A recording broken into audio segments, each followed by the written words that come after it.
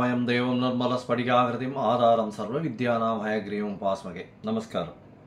நேயர்கள் அனைவருக்கும் மாஸ்டர் கேஎஸ்ஐயங்காரின் பணிவான நமஸ்காரங்கள். வார பலன் 17/6/2024 23/6/2024 வரலும் உண்டான வாரத்துக்கு மேஷம் முதல் மீனம் வரை என்ன பலன்கள் அப்படின்றத பார்ப்போம். இந்த வாரத்தில் முதல்ல இந்த வாரத்தினுடைய கோல்சாரம் எப்படி இருக்குது, அதற்கு பிறகு இந்த வாரத்தில் வரக்கூடிய விசேஷ நாட்கள் என்ன, அதற்கு பிறகு இந்த வாரத்தினுடைய எந்தெந்த ராசிக்காரர்களுக்கு சந்திராஷ்டம் அப்படின்னு 3 வகையாக பார்க்கலாம். முதல்ல இந்த வாரத்தினுடைய கோல்சாரம் அப்படின்னு எடுத்தோமே ஆனால் காலபுருஷ தத்துவத்தின் முதல் ராசியான மேஷ ராசியில் செவ்வாய், ரிஷபத்தில் குரு, மிதுனத்தில் சூரியன், புதன், சுக்கிரன், கன்னியில் கேது, கும்பத்தில் சனி,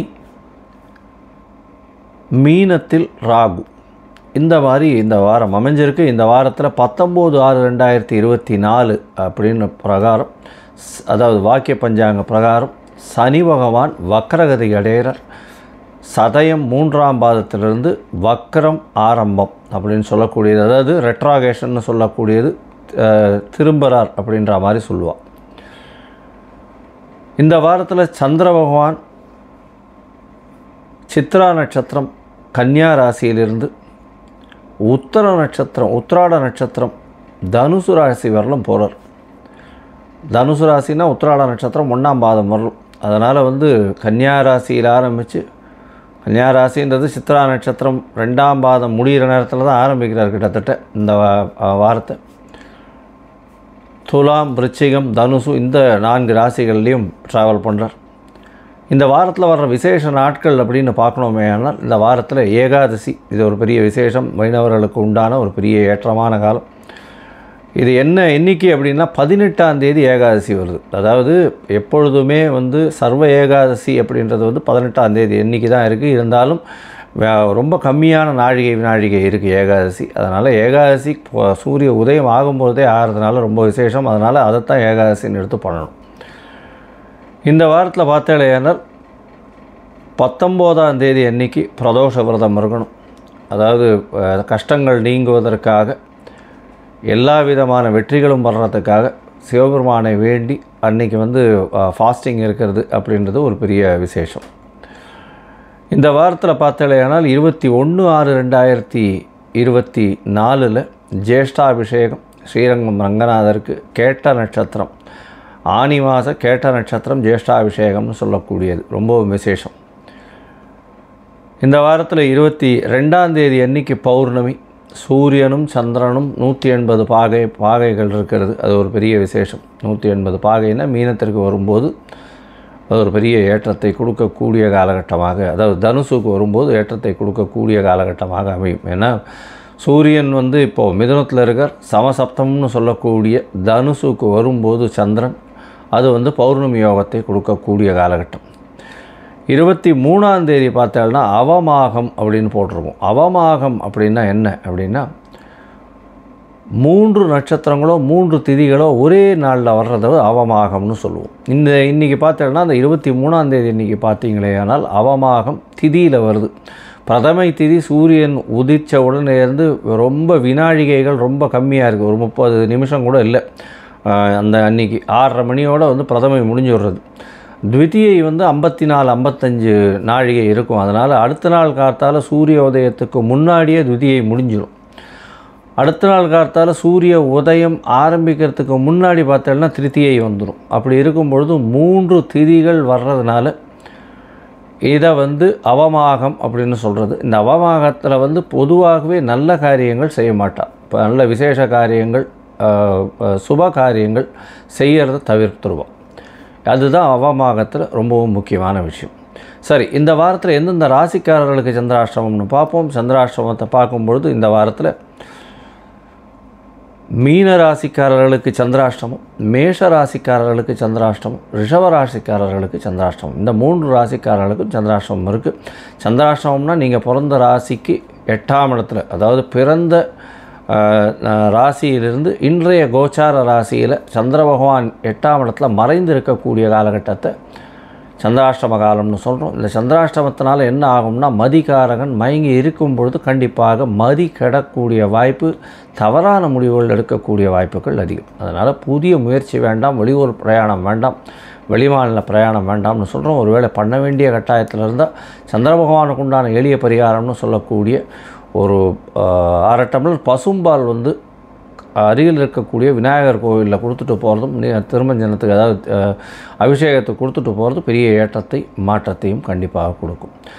சரி, இந்த என்னுடைய சேனல் பார்த்துன்னு இருக்கவாளுக்கு பார்த்தீங்கன்னா, நீங்கள் எங்களுக்கு அஸ்ட்ராலஜிக்கல் கன்சல்ட் தேவைப்படுமானால் நீங்கள் எனக்கு ஃபோன் பண்ணுங்க. என்னுடைய நம்பர் ஸ்காலிங்கில் போயின்னு இருக்கும்.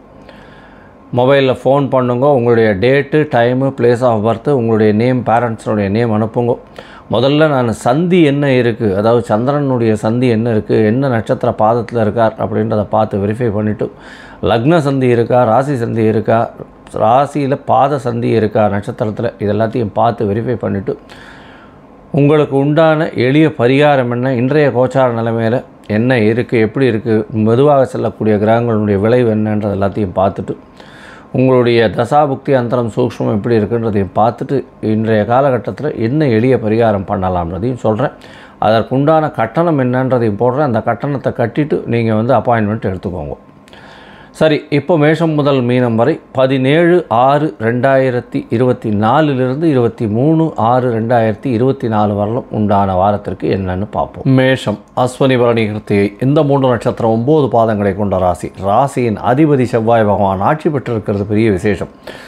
இந்த மேஷ ராசிக்காரர்களுக்கெல்லாம் இவ்வளவு நாளாக வந்து ராசிநாதன் 12ஆம் இடத்துல மறைஞ்சிருந்தது ஒரு பெரிய பிரச்சனை. ஏதாவது விழுந்துருவோமோ, ஏதாவது பிரச்சனை வந்துருமோ அப்படின்ற ஒரு பயம் இருந்துகிட்டே இருந்திருக்கும். இப்போ ராசிநாதன் ஆட்சி பெற்று போயிருக்கிறதுனால, ஆண் செவ்வாயாக இருக்கிறதுனால, செவ்வாய் பகவான் ஆண் ராசியான மேஷத்தில் போய் அவர் வந்து ஆட்சி பெற்று போயிருக்கிறதுனால எல்லா விதமான ஏற்றங்களும் உண்டு. இதை தவிர பார்த்தீங்கன்னாலும் உங்களுடைய ராசிக்கு 3ஆம் இடத்துல 3ஆம் அதிபதி ஆட்சி பெற்றிருக்கிறதும் பெரிய விசேஷம். முயற்சிகள் அனைத்தும் வெற்றி பெறக்கூடிய காலகட்டமாக அமையப்போகிறது. 2ஆம் இடத்துல தனகாரகன் அப்படின்னு சொல்லக்கூடிய குரு பகவான் இருக்கிறது பெரிய விசேஷம். பேச்சில் நல்ல நளினம் இருக்கும். அதை தவிர பணவரவிற்கு பஞ்சம் இருக்காது.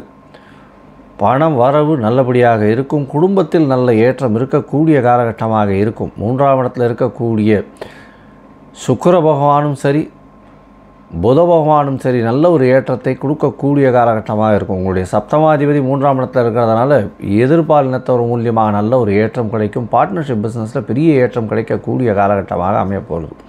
தொழிலில் பெரிய அபிவிருத்தி இருக்கும். இருந்தாலும் 19ஆம் தேதி அன்னைக்கு வந்து சனி வக்ரகதி இடையிறார். சனி வக்ரகதி இடையும் போது தொழிலில் சிறு சிறு சலசலப்புகள் இருக்கக்கூடிய வாய்ப்பு உண்டு. இருந்தாலும் தொழிலில் பெரிய ஏற்றம் இருக்கும்.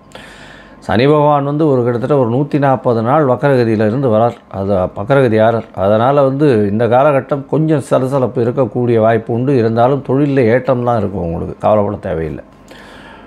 இந்த வாரத்தில் பார்த்தேனால், அதாவது 17/6/2024 23/6/2024 வரலும் உண்டான நாட்களில் சந்திர பகவான் அதிவேகமாக செல்லக்கூடிய கிரகமான சந்திர பகவான் 4ஆம் அதிபதி, உங்களுக்கு 4ஆம் சதுர்த்த கேந்திரத்தின் அதிபதினு சொல்லக்கூடியவர் உங்களுடைய ராசிக்கு 7ஆம் இடத்துல, அதாவது சப்தமத்தில் சந்திர பகவான் இருக்கார்.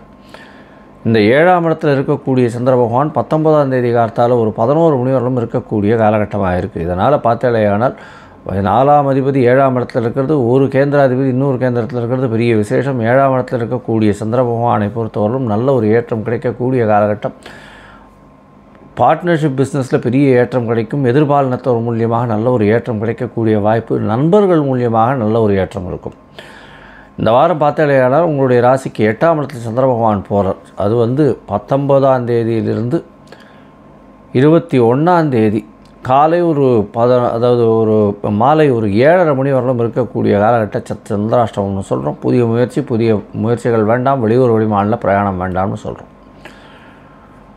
இருந்தாலும் 4ஆம் அதிபதி 8ஆம் இடத்துல மறைஞ்சு இருக்கிறதுனால உங்களுக்கு வீட்டை விட்டு வெளியில் போயிட்டு வர்றது, அதாவது வெளியூர் வெளிமாநிலம் செல்லக்கூடிய வாய்ப்பு இதெல்லாம் வரும். இந்த வாரம் உங்களுடைய ராசிக்கு 9ஆம் இடத்துல சந்திர பகவான் போகிறார். 9ஆம் இடத்துல சந்திர பகவான் போகிறது பெரிய ஏற்றத்தை கொடுக்கக்கூடிய காலகட்டம். ஏன்னா உங்களுடைய ராசிக்கு பார்த்தோன்னா 9ஆம் இடம் ஒரு பெரிய ஏற்றமான இடம். இந்த 9ஆம் இடத்துல வந்து சந்திர பகவான் இருக்கிறது நல்ல ஒரு ஏற்றம். இதன் மூலியமாக பார்த்தாலேனால் 4ஆம் அதிபதி 9ஆம் இடத்துல இருக்கிறதுனால உங்களுக்கு வெளிநாடு போகணும்னு பார்த்துட்டு இருக்கவாளுக்கு வெளிநாடு போகக்கூடிய பாக்கியம் உண்டு. புதிய வீடு மனை அமையக்கூடிய பாக்கியம் நிச்சயமாக இருக்கும். இந்த வாரம் பார்த்தாலேயானால் பெரிய ஏற்றம் கிடைக்கக்கூடிய காலகட்டம். மருத்துவர்களாக இருப்பவர்களுக்கு இரத்தம் சம்பந்தமாக இருக்கக்கூடியவர்களுக்கு நல்ல ஒரு ஏற்றம். இரத்த சம்பந்தம் அப்படின்னு சொன்னால் இந்த லேப் வச்சுருக்கவா இவாளுக்கெல்லாம் நல்ல ஒரு ஏற்றம் இருக்கும். மண் சம்பந்தமாக மைனிங் சம்பந்தமாக இருக்கக்கூடிய வியாபாரத்தில் இந்த வேலையில் இருக்கிறவர்களுக்கெல்லாம் பெரிய ஏற்றம் இருக்கும். படிக்கக்கூடிய மாணவர்களுக்கு சிறு சிறு தொல்லைகள் இருந்தாலும் வெற்றி நிச்சயமாக கிடைக்கக்கூடிய காலகட்டமாக அமைகிறது. நீங்கள் அருகில் இருக்கக்கூடிய முருகப்பெருமானை போய் தரிசித்துட்டு வாங்க, பெரிய ஏற்றம் கிடைக்கும். இந்த வாரத்தில் செவ்வாய்க்கிழமை அட்லீஸ்ட் முருகன் கோவிலுக்கு போய்ட்டு வாங்க, நல்ல ஒரு ஏற்றம் மாற்றம் இந்த வாரம் வரும். நீங்கள் முடிஞ்சதுன்னா உங்களால் முடிஞ்ச இந்த அரளிப்பூ கொண்டு போய் அருகில் இருக்கக்கூடிய அம்பிகை கோவிலில் கொடுத்துட்டு வாங்க. அது ஒரு பெரிய ஏற்றத்தையும் மாற்றத்தையும் உங்களுடைய வாழ்வில் உருவாகும். லோகா சமஸ்தா சுகினோ பவந்து. நன்றி, நமஸ்காரம். Astro KS Iyengar YouTube channel பார்த்தமைக்கு நன்றிகள். மேலும் இது போன்ற ஆன்மீக ஜோதிஷ தகவல்கள் உங்களை வந்து அடைய astro KS Iyengar YouTube channel subscribe செய்யவும், பெல் ஐக்கானை மறக்காமல் அழுத்தவும். நன்றி, வணக்கம்.